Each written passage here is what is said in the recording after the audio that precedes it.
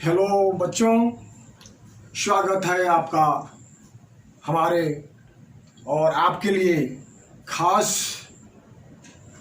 शिक्षा का एक अद्भुत चैनल लर्न समथिंग एडवांस में मैं दयाशंकर मिश्र आप लोगों के लिए मैं लाया हूँ बहुत ही इम्पोर्टेंट चैप्टर वाक्य विचार। आज आप लोग वाक्य विचार के बारे में पढ़ेंगे जो कि व्याकरण का बहुत ही इम्पोर्टेंट चैप्टर है, विशेष करके 9th और 10th के बच्चों के लिए है। ऐसे तो सब क्लास के लिए है, लेकिन 9th और 10th में बच्चों को पढ़ना बहुत ही अनिवार्य है। और आप यह भी जानिए कि इससे क्वेश्चन तो बोर्ड में आते ही आते हैं। तो जो भी मेरे वीडियो को देख रहा हो वह जानकर यह समझिए, निश्चित कर लेना चाहिए कि यह पढ़ना उसके लिए बहुत ज़रूरी है, क्योंकि इसका क्वेश्चन बोर्ड में आता है। बहुत से बच्चों का यह मेरे पास मैसेज आया था कि सर आप वाक्य विचार के बारे में बताएं, तो मैं आज इसका मैं वीडियो बना रहा हूं और आप इसको देखेंगे। मुझे पूरा विश्वास है कि आप इसको देखेंगे और अवश्य लाभ उठाएंगे, आपको ज़्यादा लाभ मिलेगा। मैंने इस वीडियो को बहुत परिश्रम से तैयार किया है और किसके लिए? आप लोगों के लिए। मेरा पूरा परिश्रम, पूरा मेरा विचार जो है आप लोगों के लिए है, आप लोगों के मनोबल के लिए, आप लोगों की शिक्षा के लिए है। तो मैं आज आप लोगों को वाक्य विचार के बारे में बताऊंगा। तो हम चलते हैं वाक्य विचार के बारे में, क्या है वाक्य, क्या है और इसके बारे में क्या क्या जानकारियाँ हैं। भरसक मैं पूरा प्रयास करूंगा आप लोगों के लिए कि पूरी जानकारी दे सकूं। तो चलते हैं हम विषय वस्तु पर। वाक्य क्या चीज़ है? देखिए, वाक्य क्या चीज़ है?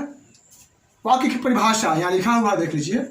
मनुष्य के विचारों को पूर्णता के साथ प्रकट करने वाले पद समूह को हम वाक्य कहते हैं।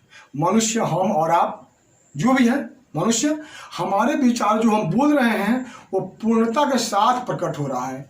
हमारे बातों को पूर्णता के साथ जो लिखा जाता है या हम व्यक्त करते हैं वही वाक्य है। जैसे हम कहते हैं मैं जाता हूँ, वह खेलता है, राधा नाचती है, मोहन पुस्तक पढ़ता है, यह एक वाक्य हुआ, क्योंकि इसमें पूर्ण वाक्य है। हम बोल दिए इस वाक्य को, वाक्य पूर्ण हो गया, अधूरा नहीं है। वह जाता है पूर्ण वाक्य है, मैं खाता हूँ पूर्ण वाक्य है। इस सब क्या है? सब पूर्ण वाक्य है। इसमें से एक भी अगर शब्द छूट गया तो उसे पूर्ण वाक्य नहीं कहा जाएगा। तो जो भी बोलते हैं पूरे वाक्य को बोलते हैं वो उसको वाक्य कहते हैं। ये वाक्य की परिभाषा लिखा हुआ है और इसको मैंने बता भी दिया। अब हम चलते हैं कि रचना के आधार पर वाक्य के 3 भेद होते हैं। याद रखिए, रचना के आधार पर वाक्य के 3 भेद होते हैं। कौन कौन? सरल या साधारण वाक्य, संयुक्त वाक्य और मिश्र वाक्य। लिखा हुआ है सरल या साधारण वाक्य, संयुक्त वाक्य और मिश्र वाक्य। इसके पहले मैं आप लोगों को एक बात बताऊंगा कि समुच्चय बोधक अव्यय क्या होता है। इसका प्रयोग किया गया है इस शब्द का, जानिए। समुच्चय बोधक अव्यय किसे कहते हैं? आप पढ़े होंगे व्याकरण में, कहीं मिला होगा, लेकिन फिर हमसे आप सुन लीजिए। जो शब्द दो शब्दों को, दो वाक्यों को, प्रबंधों को जोड़ता है उसे हम समुच्चय बोधक अव्यय कहते हैं। उन अव्ययों का प्रयोग इसमें किया गया है, इसलिए मैंने आपको पहले बता दिया। और एक और चीज़ जानिए आप लोग इसके बताने के पहले कि इसमें प्रयोग किया गया है उपवाक्य का। उपवाक्य का प्रयोग किया गया है, उसको जानिए उपवाक्य क्या होता है। उपवाक्य एक छोटा सा वाक्य होगा और उसमें कर्ता भी होगा और क्रिया भी होगी। उपवाक्य कहलाएगा, उसमें कर्ता भी होगा और क्रिया भी होगी, और 2 हो गए और उसमें समुच्चय बोधक अव्यय उसको जुड़े रहेंगे। समुच्चय बोधक अव्यय से वो जुड़ा रहेगा।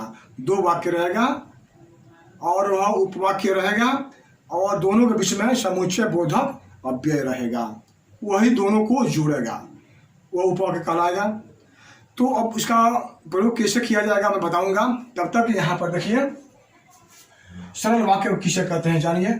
जिस वाक्य में एक उद्देश्य और एक विधेय हो उसे सरल वाक्य कहते हैं। और पढ़ा होंगे उद्देश्य और विधेय। वाक्य में जिसके बारे में कुछ कहा जाए उसे हम उद्देश्य कहते हैं, और उद्देश्य के बारे में जो कहा जाए उसे विधेय कहते हैं। इस वाक्य में उपवाक्य नहीं रहता, केवल एक वाक्य रहेगा। जैसे छात्र विद्यालय जाता है, यह क्या है? ये सरल वाक्य है। इसमें उद्देश्य भी है। उद्देश्य क्या है तो देख लीजिए, यहाँ पर उद्देश्य आपको छात्र है, उद्देश्य छात्र है, और विधेय यहाँ से यहाँ तक विधेय है। तो ऐसा जहाँ पर होगा उसे हम कहेंगे सरल या साधारण वाक्य। तो पहला वाक्य समझ गए आप लोग। अब हम चलते हैं संयुक्त वाक्य पर। इसको समझिए। जब दो उपवाक्य समुच्चय बोधक अव्यय से जुड़ा रहता है, अव्यय से जुड़ा रहता है, उसे संयुक्त वाक्य कहते हैं। दो उपवाक्य समुच्चय बोधक अव्यय से जब जुड़ा रहता है उसे हम संयुक्त वाक्य कहते हैं। इसमें क्या होता है कि जो दोनों जो उपवाक्य होंगे उसको हम अलग अलग करेंगे तो कहीं भी उसको हम स्वतंत्र रूप से लिख सकते हैं। उपवाक्य क्या होता है बताए थे आप लोगों को हम, इसमें कर्ता भी होगा और क्रिया भी होगी, वह पूरा अर्थ देगा, उपवाक्य कहलाएगा। यहाँ पर देखिए, इसमें प्रत्येक उपवाक्य स्वतंत्र उपवाक्य का स्वतंत्र प्रयोग हो सकता है। दो वाक्य रहेगा और दोनों को के बीच में यह जो है समुच्चय बोधक अव्यय जुड़ा रहेगा, लिखा रहेगा, यही दोनों को जोड़ेगा। यह हो गया आपको संयुक्त वाक्य। यहाँ से वहाँ तक संयुक्त वाक्य हो गया। एक यहाँ पे देखिए, बादल गरजा और वर्षा हुई, पिताजी बाजार गए और वे खिलौना लाए। यहाँ पर उपवाक्य है, बादल गरजा, वर्षा हुई, दोनों उपवाक्य हैं, बीच में और लगा हुआ है, दोनों को जोड़ा हुआ है, यह हो गया संयुक्त वाक्य। अगर हम चाहें तो बादल गरजा को अलग लिख सकते हैं, यह अलग लिख सकते हैं, ये भी एक वाक्य हुआ। वर्षा हुई, इसको अलग लिख सकते हैं। यहाँ पर देखिए, पिताजी बाजार गए, यह हम अलग लिख सकते हैं। वे खिलौना ला, अलग लिख सकते हैं। दोनों को मैंने जोड़ दिया, यह हो गया संयुक्त वाक्य। दो उपवाक्य हों और समुच्चय बोधक अव्यय से जुड़े हुए हों, दोनों मिलाकर हम कहेंगे संयुक्त वाक्य। याद रखिए, दो उपवाक्य होंगे और दोनों के बीच में समुच्चय बोधक अव्यय रहेगा, और है यहाँ पर और है, तो दोनों मिलाकर के हम कहेंगे संयुक्त वाक्य। अगर हम इसके पहचान यह है, इसमें स्पष्ट रूप से क्या रहेगा, यहाँ पर उद्देश्य रहेगा और विधेय रहेगा, उद्देश्य रहेगा और विधेय रहेगा। इसको अलग लिख सकते हैं, एक पर एक आश्रित नहीं रहेगा, एक पर एक निर्भर नहीं रहेगा। यह हो गया आपको संयुक्त वाक्य, यहाँ से वहाँ तक। अब यहाँ पर देखिए, इसके चार भेद होते हैं। संयुक्त वाक्य के चार भेद होते हैं, संयोजक, विभाजक, विरोधवाचक और परिमाणवाची। चार भेद होते हैं। तो चारों का मैं डिफिनेशन मैं लिखा रहा हूँ और आप लोग लिखिएगा।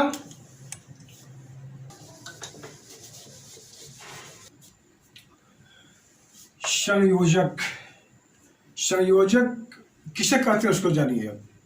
संयोजक का अर्थ होता है जोड़ना, जोड़ना, इसका अर्थ होता है संयोजक माने जोड़ना, ठीक से जोड़ना। तो यहाँ पर किसे कहते हैं देखिए, इस वाक्य में क्या होता है कि दो स्थितियों को जोड़ा जाता है। संयोजक संयुक्त वाक्य में दो स्थितियों को जोड़ा जाता है। दो अलग अलग कंडीशन होंगे, दो उपवाक्य होंगे और उसमें अलग अलग कंडीशन होंगे, विपरीत कंडीशन होगा, उसको जोड़ा जाएगा, वो हो जाएगा संयोजक। संयुक्त वाक्य, मैं दिल्ली गया और मेरा भाई आगरा गया। दो कंडीशन है, दोनों अलग अलग हैं। मैं दिल्ली गया, मेरा भाई आगरा गया, दोनों अलग अलग हैं। दोनों अलग अलग स्थितियों को एक साथ जोड़ा गया है। तो ऐसे वाक्य को हम संयोजक संयुक्त वाक्य कहेंगे। यहाँ पर आइए, विभाजक। विभाजक का अर्थ होता है अलग अलग करना। विभाजक का अर्थ होता है अलग अलग करना। इसमें कहता है इस वाक्य में विकल्प दिखाया जाता है, अर्थात एक को स्वीकार कर दूसरे को त्यागा जाता है। अलग अलग किया जाता है, एक को स्वीकार करेंगे दूसरे को त्यागेंगे। यह हो गया विभाजक संयुक्त उपवाक्य। अब देखिए एग्जाम्पल के अनुसार, यहाँ पर देखिए, ठीक से काम करो अथवा नौकरी छोड़ दो। यहाँ पर देखिए ठीक से काम करो है, यहाँ स्वीकार किया गया, और नौकरी छोड़ दो इसको त्यागा गया। तो यह आपका हो गया, एक को स्वीकार करना, एक को त्यागना है। इस तरह के वाक्य को जब हम एक साथ लिखेंगे समुच्चय बोधक अव्यय के साथ इसको जोड़ेंगे, ये हो जाएगा क्या, विभाजक। विभाजक संयुक्त उपवाक्य हो जाएगा। यहाँ पर आइए, विरोधवाचक। यहाँ दो उपवाक्यों में विरोधाभास दिखाई पड़ता है। विरोधाभास का बोध होता है, जैसे वह खेलने में तो अच्छा है मगर पढ़ाई लिखाई नहीं करता। यहाँ पर विरोधाभास हो रहा है, यहाँ पर जोड़ा गया है मगर जोड़ा गया है, तो यह हो गया पढ़ाई लिखाई नहीं करता, वो खेलने में अच्छा है। वो तो खेलने में अच्छा है, उसको तो खेलने के साथ साथ पढ़ने लिखने में भी अच्छा होना चाहिए, लेकिन पढ़ने लिखने में अच्छा नहीं है। यह विरोधाभास हुआ, अलग अलग काम उसका हो गया, अलग अलग उसका नेचर हो गया। तो इस तरह का वाक्य जो होगा उसे कहेंगे क्या, विरोधवाचक संयुक्त उपवाक्य। अब यहाँ पर ये हो गया। अब यहाँ पर आइए, परिणामवाची। परिणाम मान समझते हैं उसका फल, रिजल्ट। कोई काम करने के बाद जो परिणाम निकलता है, ऐसा वाक्य जब होगा उसे परिणामवाची कहेंगे। यहाँ एक उपवाक्य से कार्य का और दूसरे से परिणाम का बोध होता है। दो उपवाक्य होंगे, एक उपवाक्य से कार्य का बोध होगा, दूसरे से परिणाम का बोध होगा, वो हो जाएगा आपको परिणामवाची संयुक्त उपवाक्य। जैसे यहाँ देख लीजिए, आज बाजार बंद है इसलिए कुछ नहीं मिलेगा। यह समझिए कि यहाँ पर क्या हुआ, यह कार्य हो गया, आज बाजार बंद है। अब परिणाम क्या मिला, कुछ नहीं मिलेगा। वह रोगी है इसलिए विद्यालय नहीं जाएगा। कार्य हुआ और परिणाम यह भी मालूम है, विद्यालय नहीं जाएगा। तो यहाँ पर होता है कार्य हुआ और परिणाम हुआ दिखाया जाता है। इस तरह का जो वाक्य होगा उसे हम कहेंगे परिणामवाची संयुक्त वाक्य। अब आइए यहाँ पर मिश्र वाक्य में आइए। मिश्र वाक्य पहले एक चीज जानिए कि यहाँ पर एक प्रधान उपवाक्य होता है, या उसको आप स्वतंत्र उपवाक्य भी कह सकते हैं, और उस पर अनेक, एक नहीं अनेक उपवाक्य आश्रित रहेंगे। जो आश्रित रहेंगे उसको कहेंगे आश्रित उपवाक्य। एक उपवाक्य पर अनेक उपवाक्य आश्रित रहेंगे, उन्हें हम कहेंगे आश्रित उपवाक्य। और वे उपवाक्य अनेक समुच्चय बोधक अव्ययों से जुड़े रहेंगे। वो लंबा भी हो सकता है, एक से अधिक उपवाक्य उसमें हम जोड़ सकते हैं। तो एक के बाद एक रहेगा, आश्रित रहेगा, तो वह हो जाएगा मिश्र उपवाक्य। अब कैसे, यहाँ पर देखिए, जहाँ प्रधान उपवाक्य पर अनेक आश्रित उपवाक्य समुच्चय बोधक अव्ययों से जुड़े हों उसे मिश्र वाक्य कहते हैं। जैसे यहाँ देखिए, मैं वही मकान खरीदा हूँ जहाँ आप रहते हैं। अब यहाँ पर जुड़ा हुआ है, देखिए, मैं वही मकान खरीदा हूँ जहाँ आप रहते हैं। जहाँ जो शब्द है यह जोड़ा है, दो उपवाक्यों को जोड़ दिया है। देख रहे हैं यहाँ पर जहाँ लिखा हुआ है आप, जहाँ आप रहते हैं, यह क्या हुआ, आश्रित उपवाक्य हुआ।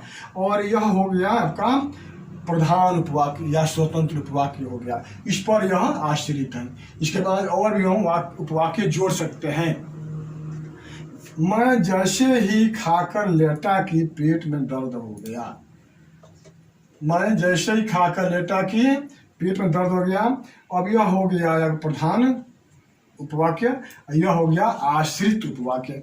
एक प्रधान उपवाक्य होगा, उस पर अनेक आश्रित उपवाक्य होंगे और वे समुच्चय बोधक अव्ययों से जुड़े रहेंगे। उसे हम कहेंगे मिश्र वाक्य है ना, यहाँ पर लिखा हुआ है, मिश्र वाक्य कहेंगे उसको हम। तो यहाँ तक आप लोगों ने समझा वाक्य के बारे में, वाक्य के प्रकार के बारे में। तो मुझे पूरा विश्वास है कि आप लोग इसको समझ गए होंगे। कोई भी इसमें दिक्कत होगी तो आप लोग हमको कमेंट में लिखिएगा क्या समस्या है, क्या समझने में समस्या है, सोचने में समझने में क्या समस्या है, उसको मैं दूर करूँगा। बस मेरा प्रयास यही रहेगा। मैंने ये वीडियो बहुत ही परिश्रम से बनाया है और आप लोगों को यदि यह वीडियो बहुत ही अच्छा लगे तो आप लोग इसको अवश्य सब्सक्राइब करेंगे, शेयर करेंगे, लाइक करेंगे, जिससे हमारा मनोबल बढ़ेगा और आप लोगों को ज़्यादा से ज़्यादा जानकारी देने के लिए मैं प्रयास करूँगा। फिर मैं अगले वीडियो में फिर मैं मिलूँगा। तब तक के लिए धन्यवाद।